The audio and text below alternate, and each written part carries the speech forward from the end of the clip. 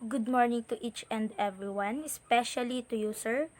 First of all, I would like to introduce myself. I am Jovi Sabidra Asuncion, a pre-service teacher coming from Social Studies 4B. The assigned topic for me is entitled Meeting the Psychological Needs of Employees. Since this is a pre-recorded presentation, and if you have questions, concerns, and violent reaction, I can address those after the presentation. Thank you. And to start with our discussion, these are the objectives to the said topic. First is to identify the psychological needs of employees. Second is to discuss the different models explaining the psychological needs of an employee. And third, explain the importance of psychological needs of an employee to the workplace. I would like to relate our topic to our context today. We all know naman that maraming nagkukos sa atin ng stress dahil sa COVID-19. And for the work-related stress, it is not a joke, rather for most employees. Especially yung mga nagtatrabaho sa corporate sector and even in our education. Especially most of the people are now experiencing anxiety and depression today brought about by the pandemic. Therefore, employees or yung mga teachers need to be involved in a different stress relieving activities or to reduce their stress and somehow they can still enjoy their job even though we are affected by COVID-19. For instance, ito yung examples ng stress relieving activities. First, we have the exercise regularly. It has something to do with our health or to be still physically fit. And we have training or so-called team building. Since we are now in online classes, hindi na natin pwedeng gawin ito yung face-to-face interaction. But there are so many alternatives naman para magkaroon pa rin tayo ng team building gaya ng mga ginagawa natin minsan ng ating mga organization ng school natin, webinar, and many other online activities. And last is the most important, yung magkaroon tayo ng family bonding natin para nang sa gayon mabawasan ang ating stress sa trabaho or sa personal problems man yan. Ang pagkikipag-bonding kasi sa pamilya ay talaga namang nakakawala ng mga problema. And because less stress employee kasi will obviously be more motivated employee and thus more productive employee. So, I certainly agree with this statement po kasi paano nga naman makakapagturo ng epektibo at maayos ang mga guro kung punong-puno sila ng stress na iniisip. How they can facilitate their students properly knowing that they are already full of problems and stress, hindi sila marunong mag-manage ng kanilang stress, and nagtitake effect ito sa kanilang performance sa pagtuturo or sa kanilang trabaho. Pero na lamang, kung si teacher ay marunong mag-manage ng kanyang stress, kaya mas mabuting kahit papaano ma-involve ang mga employee, mga guro sa mga stress relieving activities. Yun. And we have here 4 models that the experts developed to explain the psychological needs of an employee and how these needs be fulfilled. First, we have Maslow's needs hierarchy. Second, McClelland's three motives theory. Third, we have Alderfer's ERG theory, and fourth is the Herbert's two factors theory. First, we have Maslow's needs hierarchy. I know that you are already familiar with those models, so I only discuss it briefly to you, and I hope you will understand and remember their differences. So we have Maslow's needs hierarchy. As you can see, there are 5 hierarchical levels. The physiological needs, safety, love or belonging, self-esteem or ego, and the self-actualization. At the first level, we have these physiological needs, or in this hierarchy level, it is relates to our basic needs, yung mga pangunahin nating pangangailangan para mabuhay gaya ng pagkain, patitirhan, shelter, or yung air, yung water, and basta yung mga primary nating kailangan para makasurvive sa pang-araw-araw nating pamumuhay.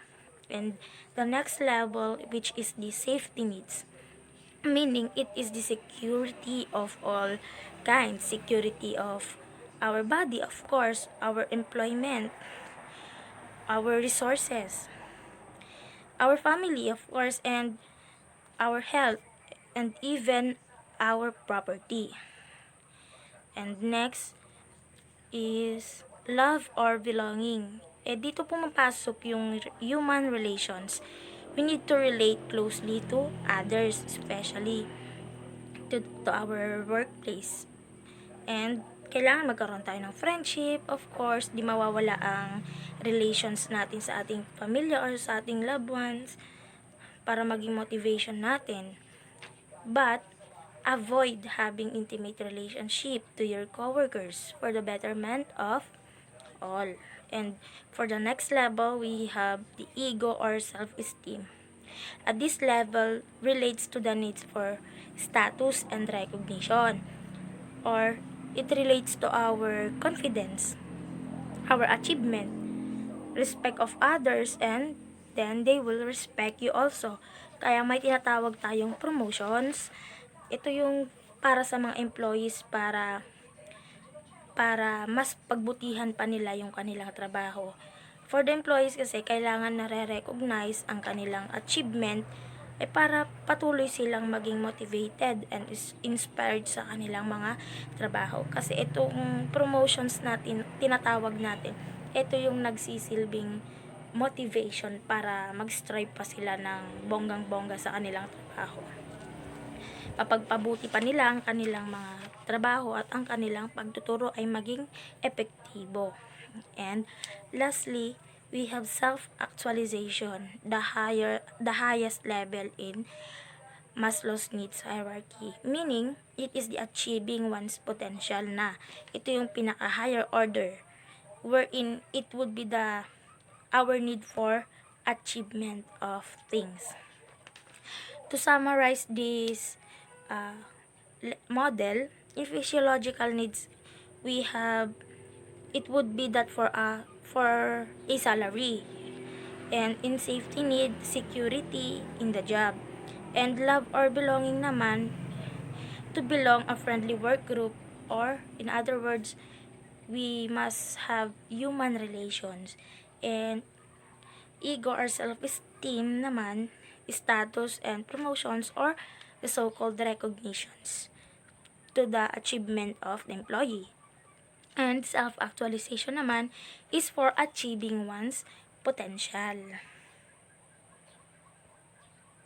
Next model is the McClelland's 3 motives theory. There are 3 motives that McClelland suggested to motivate a person or an employee. We have the achievement, affiliation, and power. Let's go first with the achievement motive. Achievement motive is a tendency to compete with the standards of excellence set by others or by self, and the setting of challenging goals for oneself. And achievement motive also refers to as the need for achievement, and it is concerned with the excellence and also depending on the standards of excellence that set by others or by self.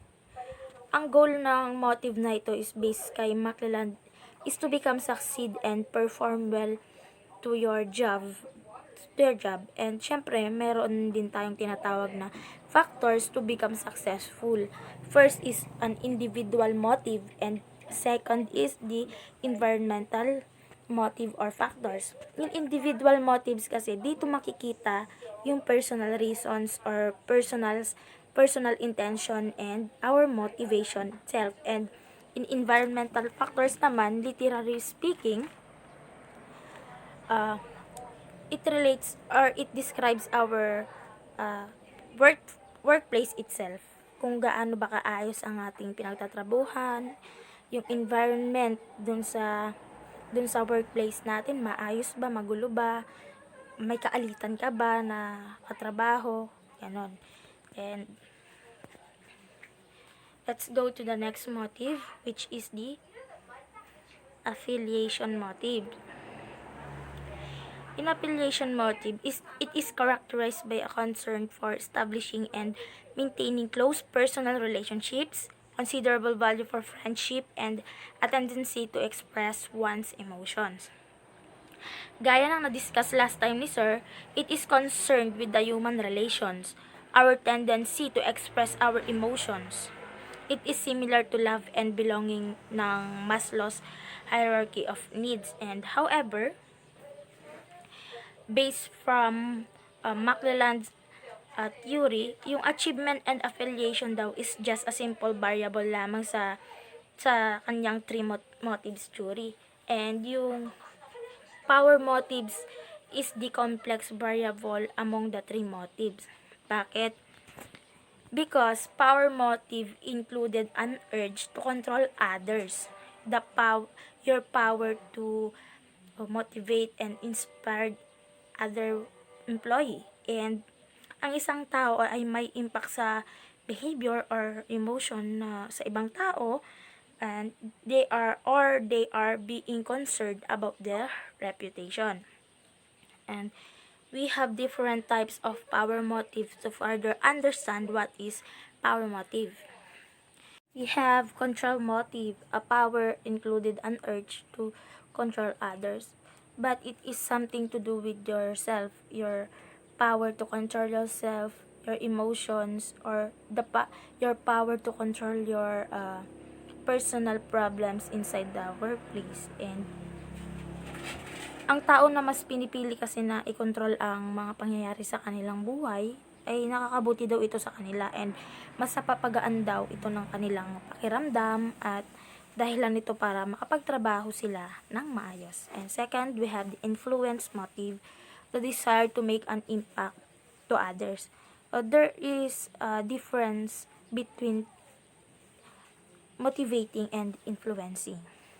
In motivating, you are just giving a motive to someone for their self-interest, and while influencing, it is a high-level skills because you have the power to affect or to change someone for good.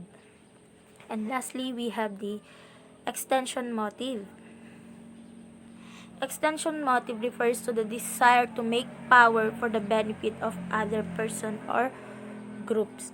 In extension motive, it is only the extension of influence motive na kung saan nagkakaroon ka ng awareness not only to your friends, coworkers, but also to the society as a whole or to the larger group. Next model we have Alderfer's ERG theory. ERG theory stands for E for existence, R for relatedness, G for growth. Alderfer's ERG theory, it is an extension only of Maslow's theory. Instead of 5 levels, Alderfer only suggested 3 categories of needs. In existence kasi, nakabilang na siya sa physiological and safety needs sa Maslow's needs hierarchy, wherein the basic and our safety needs such as food, shelter, security, and so on, just like our examples earlier in Maslow's needs hierarchy. And for the next level, we have relatedness needs. It is similar to love and ego or self-esteem ng Maslow's hierarchy of needs. Kasi, dito sa relatedness ni Alderfer, nakapaloob ang interpersonal relationships. friendships, human relations, and good reputations to our coworkers or even in other people. And we have growth. Similar to Maslow's self-actualization naman ang level na ito na sinuggest ni Alderfer, wherein it relates to the attainment of one's potential or our achievement in our job and of course our success. Next, we have the last models, Herbert's two-factor theory. The two-factor theory of motivations by Herbert includes two factors, which are the motivators and hygiene factors. And based on our previous subjects in economics, ewan ko kung natatandaan nyo pa, motivators are referring to the factors in which if those motivators daw, yung mga nakalista dito na examples are not met, it is cause job dissatisfactions. While on the other hand, in hygiene factors naman, if those factors are met, magkakaroon naman dito ng positive outcomes or kakaroon ng job satisfactions. And those motivators kasi, those examples can encourage employees to work harder. Unlike in hygiene factors kasi, this won't encourage employees to work harder, but they will cause them to become unmotivated if they are not present. And that's the end of our discussions, and I would like to leave you this statement. Motivation gets you going. Influence is what makes you go in a particular direction. Thank you. And now we are open for our questions, queries, or any violent reactions or your insights.